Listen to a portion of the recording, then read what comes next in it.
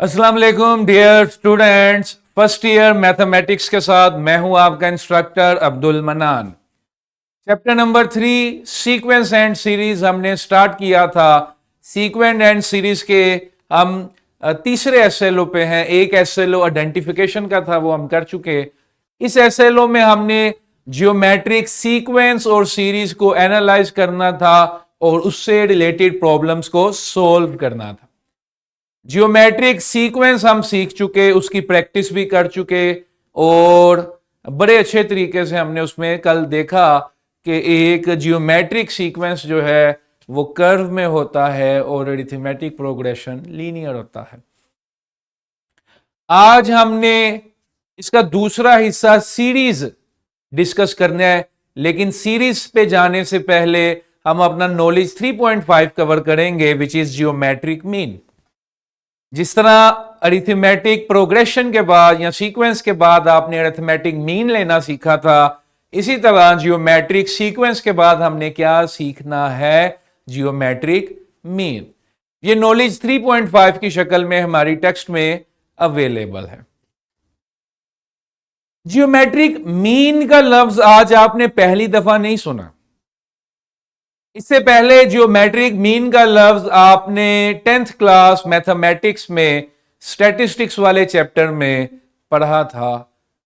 वहां पर आपने अरिथमेटिक मीन के साथ साथ जियोमेट्रिक मीन भी लेना सीखा for group data and for ungroup data. उधर की डेफिनेशन अगर मैं आपसे डिस्कस करूं, जो पीछे आप पढ़ के आए हैं, वो डेफिनेशन थी जी के product of all the terms raise to power 1 over number of terms, या आप सिंपल कह लें कि if I have n terms, their arithmetic mean their geometric mean will be nth root of their product. सारों को multiply कर दें, nth root ले लें। 5 टर्म्स हैं, पांचों को मल्टीप्लाई किया, 5th रूट ले लिया। 3 टर्म्स थी, तीनों को मल्टीप्लाई किया, 3rd रूट ले ली। जिस तरह आप एवरेज में तीनों को जमा करके 3 से डिवाइड करते थे, जियोमेट्रिक मीन में तीनों को मल्टीप्लाई करके 3rd रूट लेते थे। फिर आपने वहां पर इसका फार्मूला जो है वो लॉग के साथ भी पढ़ा। उसकी वजह सिर्फ ये थी कि लॉग के साथ पढ़ने से इसकी शक्ल इजी हो जाती है, अंडरस्टैंड करना आसान हो जाता है, पावरें साइड पर आ जाती थी। ठीक है, आज हमने जो सीखना है वो प्रोडक्ट वाली शक्ल नहीं सीखनी। आज हमने सीखना है geometric mean between two numbers. For example मेरे पास दो नंबर्स हैं ए और बी। इन दो नंबर्स के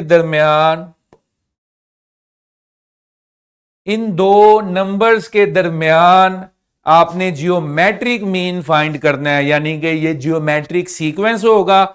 उस जियोमेट्रिक सीक्वेंस में बीच वाली टर्म्स आपने फाइंड करनी है, जिन्हें हम नाम दे देंगे जियोमेट्रिक मीन का। दो टर्म्स के लिए जियोमेट्रिक मीन सीधा सीधा plus minus under root A B होता है। उस तरह देखें कैसे। फॉर एग्जाम्पल एक टर्म ए थी, बीच में एक जीएम फाइंड करना था, जियोमेट्रिक मीन फाइंड करना था, और मेरी लास्ट टर्म थी बी। अगर मैं कॉमन रेशो निकालता तो कॉमन रेशो निकलती second term divided by first term, फिर एक कॉमन रेशो निकलती third term divided by second term. मैं सिंपल क्या करता, R is equal to R करता, GM over A is equal to B over GM। जब मैं इनको क्रॉस मल्टीप्लाई करूंगा तो मेरे पास आ जाएगा GM का square is equal to AB। Square eliminate करने के लिए अंडर रूट लिया तो ये आ गया plus minus under root AB। तो दो वैल्यूज के दरमियान सिंगल ज्योमेट्रिक मीन, दो वैल्यूज के दरमियान सिंगल जियोमेट्रिक मीन, सिंपल उनका प्रोडक्ट ले लें और स्क्वायर रूट ले लें। प्रोडक्ट ले लें और स्क्वायर रूट ले लें। Got it? Simple. Arithmetic mean दोनों को जमा करके 2 पे तकसीम करके निकलता था। जियोमेट्रिक मीन कैसे निकला? दोनों को मल्टीप्लाई किया और 1/2 पावर ले ली या स्क्वायर रूट ले लिया। स्क्वायर रूट का मतलब यह होता है, अमूमन आप लिखते नहीं है, सिर्फ अंडर रूट लिखते हैं तो वो अंडरस्टूड हो जाता है। Got the concept boys and girls? Rayan, all clear? Very good. तो अब हमारे पास दो टर्म्स के दरमियान जीएम निकालने का फॉर्मूला अवेलेबल है। आप बच्चे सोच रहे होंगे कि सर ये प्लस माइनस जो है इसका क्या किरदार है, इसको कैसे हमने करना है एट अ टाइम, तो प्लस और माइनस कैसे लिखेंगे हम एक सीक्वेंस में? तो बड़ा सिंपल से 2-3 रूल्स हमने बनाए हैं। फॉर एग्जाम्पल, अगर मेरे पास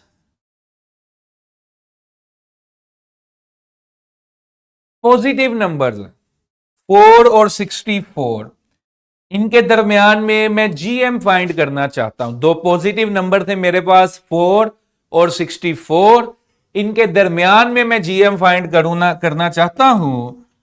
तो मैंने सिंपल दोनों को मल्टीप्लाई कर दिया, स्क्वायर रूट ले लिया, 8 2 16। अब बड़ी सिंपल सी लॉजिकल कंक्लूजन है कि ये भी पॉजिटिव, ये भी पॉजिटिव, तो क्या दो पॉजिटिव रियल नंबर्स के दरमियान एक नेगेटिव रियल नंबर हो सकता है? पॉजिटिव रियल नंबर्स के दरमियान हमेशा पॉजिटिव रियल नंबर एग्जिस्ट करेगा। इसीलिए अगर पॉजिटिव डाटा हो तो उसका जियोमेट्रिक मीन भी क्या होता है? पॉजिटिव, क्योंकि दो पॉजिटिव के दरमियान एक नेगेटिव एग्जिस्ट नहीं कर सकता। Positive number exists between two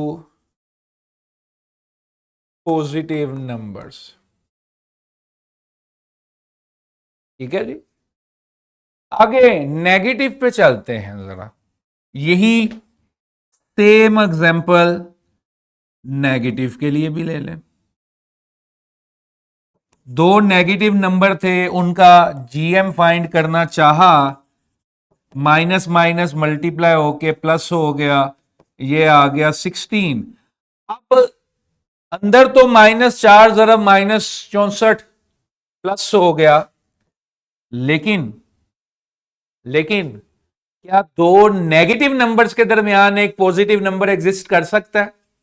never. जिस तरह दो पॉजिटिव के दरमियान एक नेगेटिव नहीं एग्जिस्ट कर सकता, इसी तरह दो नेगेटिव के दरमियान एक पॉजिटिव एग्जिस्ट नहीं कर सकता। तो फिर हमने खुद ही इसके साथ क्या लिख देना है? -16। Got it? पॉजिटिव के दरमियान पॉजिटिव, नेगेटिव के दरमियान negative. Let us move to the third case, mixed signs, यानी कि एक वैल्यू पॉजिटिव है, फॉर एग्जांपल यही ले लें, एक वैल्यू पॉजिटिव है जबकि एक वैल्यू नेगेटिव है, और इन दोनों के दरमियान मैं जीएम फाइंड करना चाहता हूं।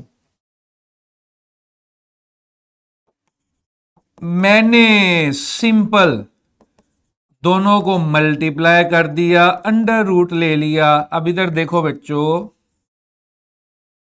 अंडर रूट में नेगेटिव आ जाए तो वो क्या बनता है? We all know that under root -1 is equal to iota. 9th class में भी सीखा और फर्स्ट ईयर के पहले चैप्टर में पहले टॉपिक में भी ये सीखा। तो फिर क्या हो गया कि जब दो नंबर मिक्स होंगे तो फिर इनका रियल जियोमेट्रिक मीन नहीं होगा। मिक्स साइन के केस में कौन सा जियोमेट्रिक मीन एग्जिस्ट कर सकता है? कंप्लेक्स या इमेजिनरी। रियल एग्जिस्ट नहीं करेगा। Got it? ठीक है। अच्छा, एक और चीज मेरे जहन में आई,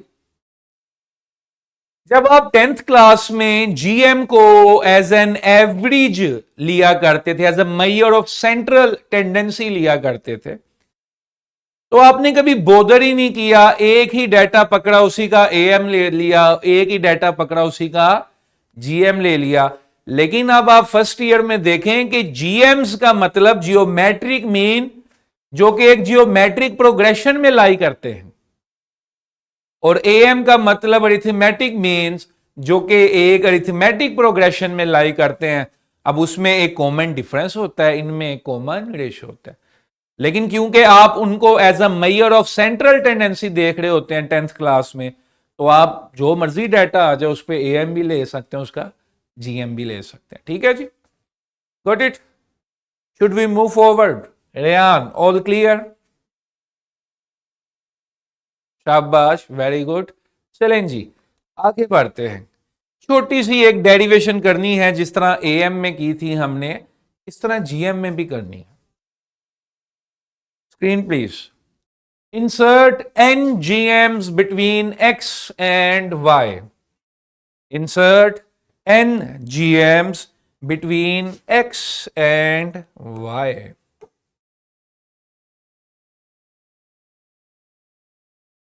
फर्स्ट टर्म x, पहला GM G1, दूसरा GM G2, G3, Gn, और लास्ट टर्म मेरी क्या होगी? y। ठीक है जी। Insert n GMs between x and y, वो मैंने कर दिया। अब जिस तरह एक एपी को आप देखते थे जी एएम्स निकालते वक्त, इसको भी बिल्कुल उसी तरह देखना है। ये फर्स्ट टर्म होगी जियोमेट्रिक सीक्वेंस की, ये सेकंड टर्म हो गई, ये थर्ड टर्म हो गई, ये फोर्थ टर्म हो गई, ये n+1 टर्म हो गई, और ये n+2 टर्म हो गई। You can see very clearly कि जियोमेट्रिक मीन का नंबर जो है वो जियोमेट्रिक सीक्वेंस से एक कम होता है, सॉरी एक कम होता है। ऊपर से देखेंगे तो कम है, नीचे से देखेंगे तो नीचे वाला ऊपर वालों से एक ज्यादा है।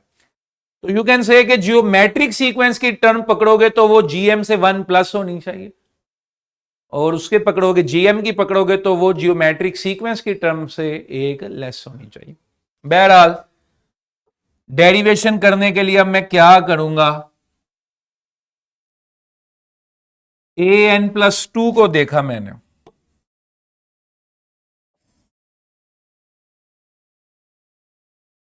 जनरल टर्म होती थी a1r⁻n-1, ये कल भी हमने देखा, इसके क्वेश्चंस भी सोल्व किए।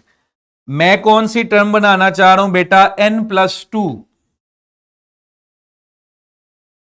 ठीक है, मैं n+2 बनाना चाह रहा हूं, तो जहां पर a1 था वहां पर x आ गया, r की जगह r आ गया, n की जगह n+2 आ गया, -1 एज इट इज। an+2 की जगह क्या आ गया? y, x r⁻n+1। ठीक है रेहान, जियोमेट्रिक मीन्स हम डिस्कस कर रहे थे। y is equal to x r⁻n+1, y over x is equal to r⁻n+1। r की पावर को एलिमिनेट करने के लिए y आवर x ⁻1/n+1 ले लिया।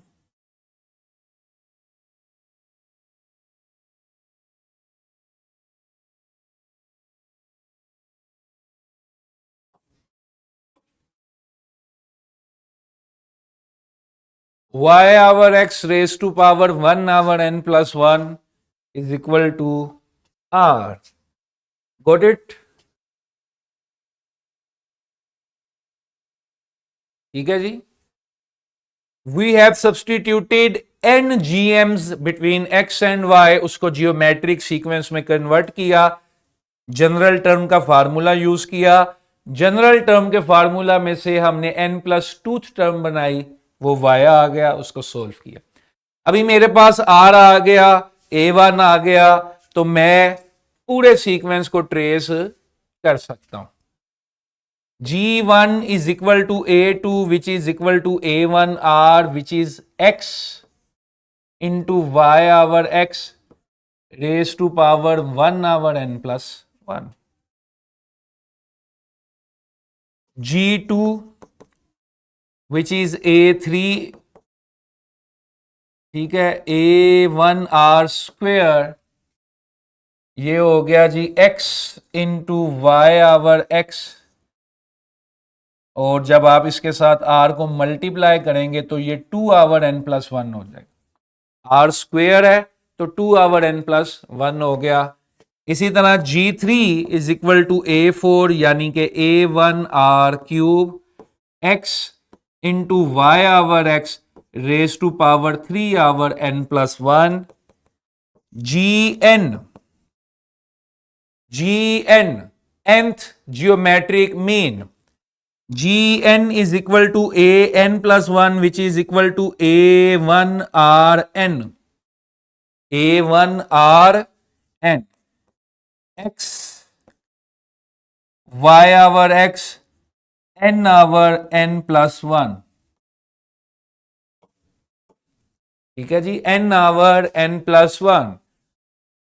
तो nth geometric mean is basically x y over x n over n plus 1। अगर मैं इसको थोड़ा सा इसको जनरलाइज करूं, what was x first term, what was y last term, ठीक है। तो ये ऐसे क्या क्या कहना चाह रहे हैं sir x into 1 by x y by x, x into इसमें दो बार ऐसा है x इंटू y वाले, ये जो x आ रहा है बार बार, इसकी बात कर रहे हैं। यस ये तो फर्स्ट टर्म है ना, ये जो ब्रैकेट है वो कॉमन रेशियो है, और जो बाहर x है वो फर्स्ट टर्म का है, ठीक है। Got it? फर्स्ट टर्म,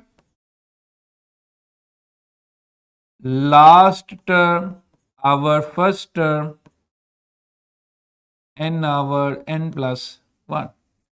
आप इसको ऐसे भी जनरलाइज कर सकते हैं, जो इसकी ये शक्ल है, first term into common ratio, first term into common ratio raise to power n। Got it? Any question Rehan? ठीक है, first term into last term divided by first term raise to power n over n plus 1। Got it? ठीक है जी, ये result आपने याद रखना है। कल जब हम सीरीज का फॉर्मूला भी जनरलाइज करेंगे तो उसमें यही रिजल्ट यूज करेंगे। कुछ क्वेश्चंस हैं मेरे पास, और बड़े आसान से क्वेश्चंस हैं, कॉमन से क्वेश्चंस हैं। कहता है जी find the geometric mean of the following. ऊपर वाले 4 सवालों में तो आपने जीएम फाइंड करना है, कैसे? Plus minus under root A B. Can you do that?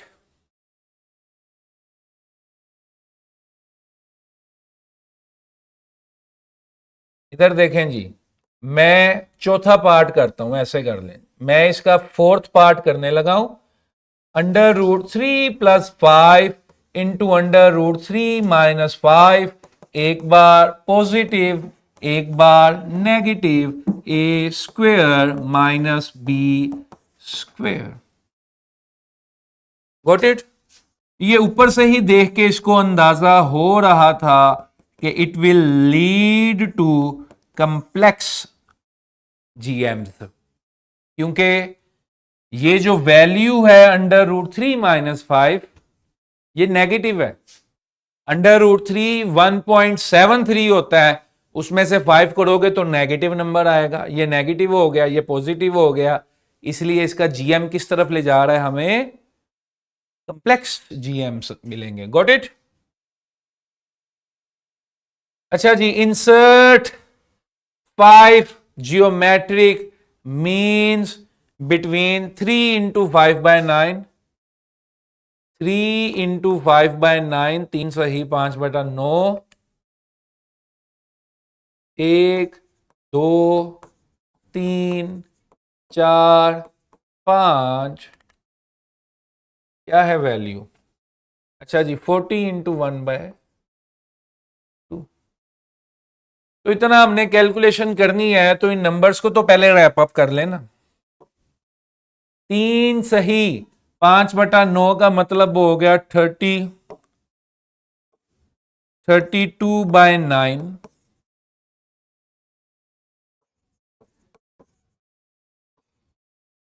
और ये हो गया 81/2। Got it? अब इसको आप अगर फॉर एग्जाम्पल मैं जनरल टर्म लगाना चाहता हूं, ये वाली, अगर मैं ये वाली लगाना चाहता हूं तो मैं ये भी लगा सकता हूं, और अगर मैं वैसे भी करना चाहूं तो वैसे भी कर सकता हूं। मेरा दिल कर रहा है कि मैं ये लगाऊं x into y over x raise to power n over n+1। nth geometric mean ऐसे निकलता है, ठीक है। अब हम क्या करें, x की जगह पर ये, y की जगह पर ये, और लेट से मैंने फर्स्ट जीएम निकालना था, ठीक है, फर्स्ट जीएम निकालना था, तो n की जगह पे मैंने क्या रख दिया, 1 रख दिया। Got it? n की जगह पे 1, x की जगह पे 32/9, ओके, y की जगह पर 81/2 और x की जगह पर 32/9, n की जगह पर 1, तो ये आ गया 32/9 into 81/2 into 9 over 32 raise to power 1/2। Clear है? 32/9, 81 का लेंगे 9 आ जाएगा, 9 का 3 आ जाएगा, 2 इंटू 32 64, 64 का 8 आ जाएगा। ये आपने पिक कर लिया। मैंने क्या किया है, मैंने बेसिकली इन सब के स्क्वायर रूट लेके ही लिख दिया ना, वो 1/2 था तो मैंने इन सब के स्क्वायर रूट लेके डायरेक्ट लिख दिए, ठीक है। 1 4 9 से 9 कैंसल, ऊपर 4 बचा, 3 बचा, क्या आ गया, 12 आ गया, ठीक है। अच्छा अब आपने क्या करना है रेहान, दूसरी बारी के लिए अब आप कॉमन रेशियो फाइंड कर लो, कितना आसान है। मैं कॉमन रेशियो फाइंड करने लगा हूं, A2 आवर A1 यानी कि 12 डिवाइडेड बाय 32/9, तो 12 ज़रब 9/32, इस टेबल पे काटें, 4 पे काटें, 3 8, 27/8, कॉमन रेशो क्या आ गई, 27/8। अगली बारी में ये कॉमन रेशो मल्टीप्लाई करते जाएं, सीक्वेंस को आगे से आगे चलाते जाएं। Got it Rehan? Yes, sir. ठीक है, ये हमने जनरल फार्मूला यूज किया, नहीं तो हम पुरानी टेक्निक भी यूज कर सकते थे कि यहां से आर फाइंड करें और आर को मल्टीप्लाई करते जाए। मैंने क्या किया, मैंने थोड़ा सा चेंज लाने के लिए, एपी से थोड़ा सा चेंज आए, तो मैंने जो जनरल टर्म डेवलप की थी, उस जनरल टर्म से मैंने G1 फाइंड किया, और जब मेरा G1 फाइंड हो गया तो फिर मैंने कॉमन रेशो फाइंड की। अब कॉमन रेशो को पिछली टर्म्स के साथ मल्टीप्लाई करता जाऊंगा तो आगे आगे जाती जाएंगी टर्म्स, ठीक है जी। Got it Rehan? Got it? Yes, sir. Okay. Let's see this question. Find two numbers. If the difference between them is 48 and their AM exceeds their GM by 18. दो कंडीशंस हैं, दो नंबर्स हैं। हम सब सीख चुके हैं मैट्रिसेस वाले चैप्टर में कि जितने अननोन्स हो उतनी ही कंडीशंस या उतनी ही इक्वेशंस हमारे पास हमेशा मौजूद होनी चाहिए। तो मैंने लेट कर लिया let the numbers be x and y. ठीक है जी. कंडीशन नंबर 1, दोनों नंबर्स का डिफरेंस 48 है कि दोनों को माइनस करो 48 आता है. Condition number 2, their am exceeds their gm by 18, यानी कि am जो है वो gm से +18 ज्यादा है. ऐसे ही है जी. Got it. am की जगह आ गया x plus y divided by 2, gm की जगह आ गया under root x y, assuming the numbers to be positive. ठीक है, इसलिए प्लस माइनस का साइंस नहीं यूज होगा. थोड़ा सा अगर हम इसमें कैलकुलेशंस को आसान करने के लिए करें कि ये जो 2 इधर डिवाइड हो रहा था उधर जाके मल्टीप्लाई हो गया, और ये मेरे पास आ गई मेरी कंडीशन नंबर 2. ठीक है जी. अब बजाहिर कोई ऐसा शॉर्टकट मुझे नजर नहीं आ रहा स्वाय एक ही मेथड के, सब्स्टिट्यूशन. ये सब्स्टिट्यूशन कर ली जाए. जो मेरे पास फर्स्ट इक्वेशन है x minus y is equal to 48, minus y उधर जाकर प्लस हो जाए, मेरे पास x की वैल्यू आ गई. और सेकंड इक्वेशन जो थी मेरी, उसमें ये वैल्यू जो है ये यूटिलाइज हो जाए. फर्स्ट में से मैंने x की वैल्यू निकाली और सेकंड में उसको यूटिलाइज करने लगा हूं.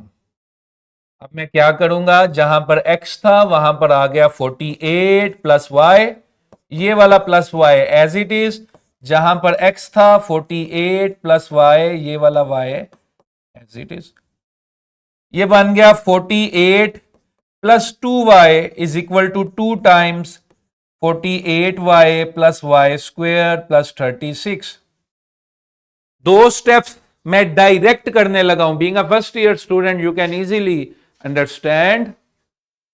क्या करने लगा हूं मैं, मौसम का हाल नहीं चेक करना था मैंने.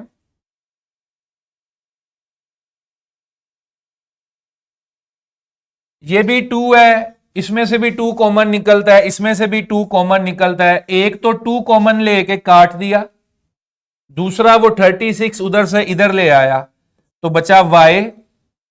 48 का बचा था 24 2 कॉमन लेने के बाद, और 36 का बचा था 18. तो 24 में से 18 माइनस कर दो, कितना बचा 6. जबकि इधर आ गया 48y plus y square. Simple. मैंने 2 कॉमन लेके भी काट दिया, और 36 2 कॉमन लेने के बाद 18 बचा था. 48 2 कॉमन लेने के बाद 24 बचा था, तो 24 में से 18 भी मैंने माइनस कर दी. अब मेरे पास है y plus 6 is equal to under root 48y plus y square. तो एक ही काम हमें आता है अंडर रूट खत्म करने के लिए, taking square on both sides. ये आ गया जी y प्लस 6 का होल स्क्वेयर, ये आ गया 48y plus y square. Y square plus 12y plus 36 is equal to 48y plus y square. खोदा पहाड़ निकला चूहा. ये लो भाई.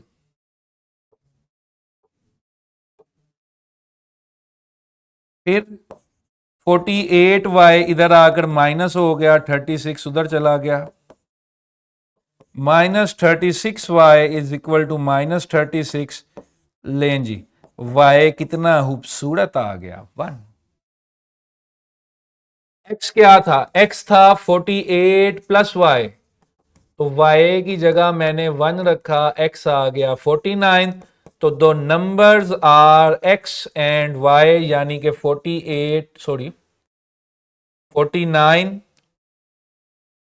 49 comma 1. Got it? Yes, sir. Sure. Yes, sir, sure. Okay. Any questions so far?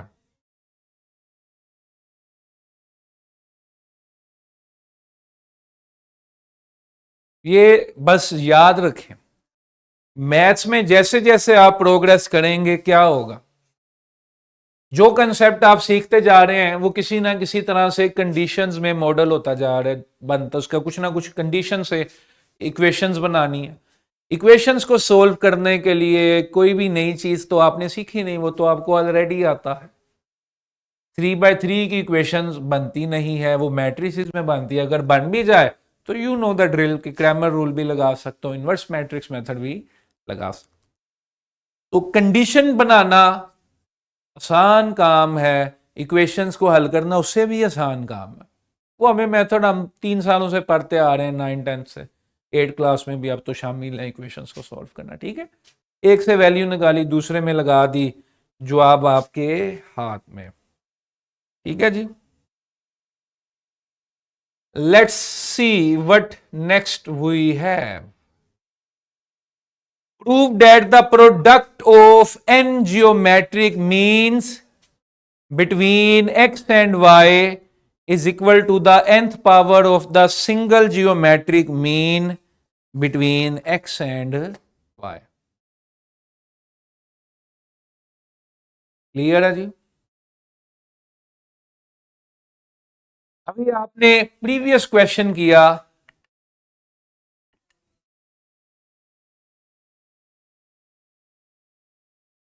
किधर था क्वेश्चन, ये terms आपने निकाली सबने। ठीक है जी, अब ये टर्म्स हमने निकाल के मल्टीप्लाई कर देनी है। चलें जी,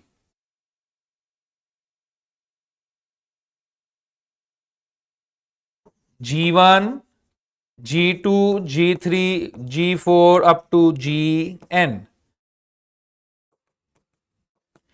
सब में x था और y over x 1 over n plus 1, x y over x 2 over n plus 1, x y over x 3 over n plus 1, x y over x 4 over n plus 1, x y over x n over n plus 1 is equal भी तो सीधे कर देना, फिर आप confuse ना हो।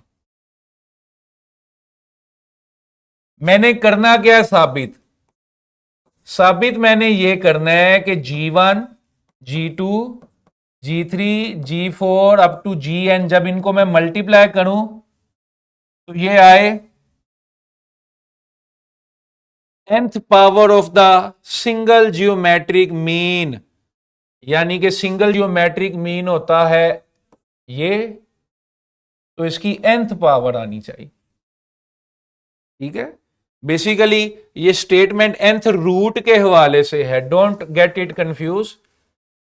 nth root of a b कहना वो ये चाह रहा है, अगर मैं वैसे पावर लूंगा तो वो 2 का फैक्टर भी आएगा, तो ये nth रूट लफ्ज है of the single geometric mean. Got it? Let's substitute the value x y over x 1 over n plus 1, x y over x 2 over n plus 1 और x y over x 3 over n plus 1 up to x y over x n over n plus 1। ये मैंने इनको simple multiply कर दिया। सबसे पहले मैं इस x को ठिकाने लगाने लगा हूं, n times x x x multiply हो रहे हैं, तो ये क्या आ जाएगा, x raise to power n।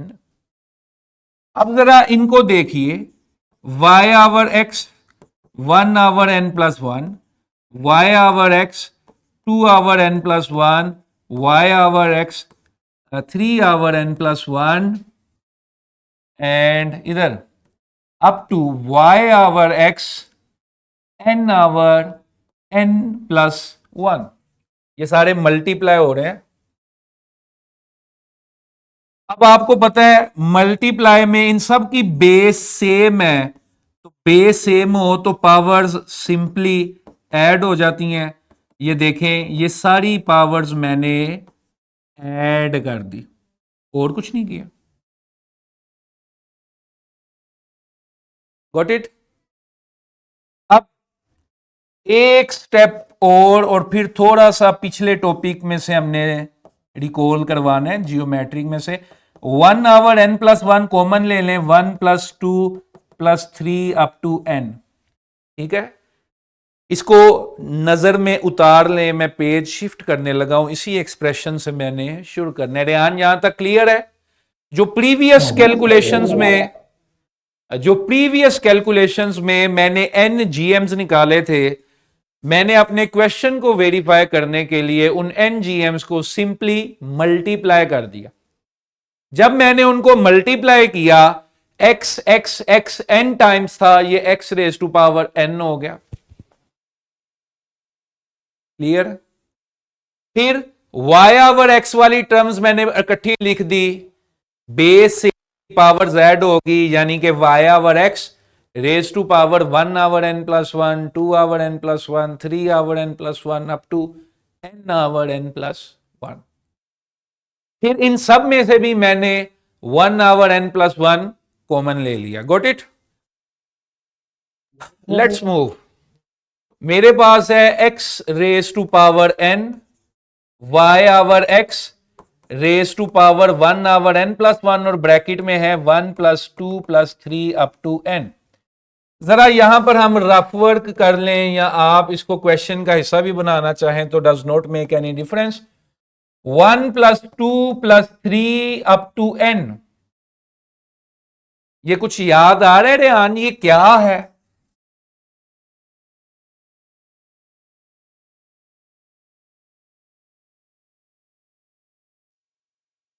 शाबाश। Sir, arithmetic. अच्छा, ये एक एपी है, अरिथमेटिक प्रोग्रेशन है, और क्योंकि प्लस है तो फिर सीरीज है। इस पे ये फार्मूला लग सकता है।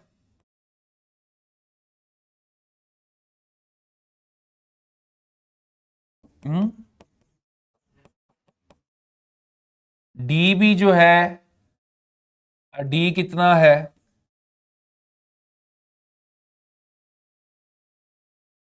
Sorry, 2a1, not a1, 2a1। तो ये आ गया n/2 इंटू n+1। ठीक है जी, सिंपल मैंने अरिथमेटिक सीरीज का फार्मूला लगाया, 2a1 plus n-1 into d. इधर देखिए, y over x raise to power 1 over n+1, ये सारा अरिथमेटिक सीरीज मिलकर क्या बनी? n/2 n+1।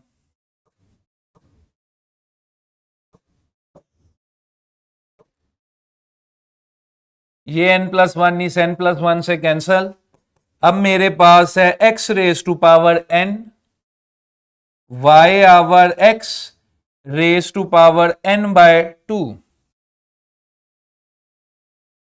ठीक है, और माय बैड, एक छोटी सी करेक्शन कर लें, ये nth रूट नहीं, ये उसी तरह है, स्क्वायर रूट के साथ है। छोटी सी करेक्शन कर लें काइंडली, यानी कि अंडर रूट ए बी की पावर n बनेगा, क्योंकि वो इधर 2 का साइन आ गया ना। ठीक है, अब मैंने क्या करना है, y over n/2 x raise to power n, और नीचे वाला x अपना हिस्सा लेकर ऊपर आके माइनस हो गया। ये जो नीचे x था, इस नीचे वाले x ने अपना हिस्सा लिया n/2 और ऊपर आके माइनस हो गया x में से। अब ये आ गया y raise to power n/2 x raise to power n/2, ये आ गया अंडर रूट एक्स वाई, 2 जो था बटे में उसका अंडर रूट बन गया, और n ऐसे आ गया। थोड़ी ऐसे नहीं, n आ गया होल पावर में।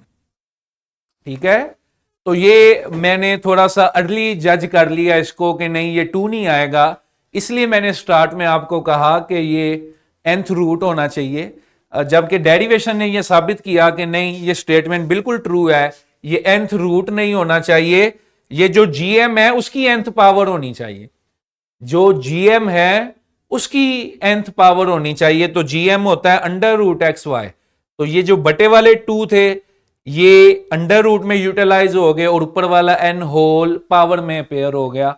Hence this statement is perfectly fine and true and we have just verified it using small calculations. उम्मीद है आज का टॉपिक आप सबको समझ आया होगा। कल मुलाकात होगी जियोमेट्रिक सीरीज में एक नए नॉलेज के साथ। इसी के साथ इजाजत दीजिए, बहुत शुक्रिया।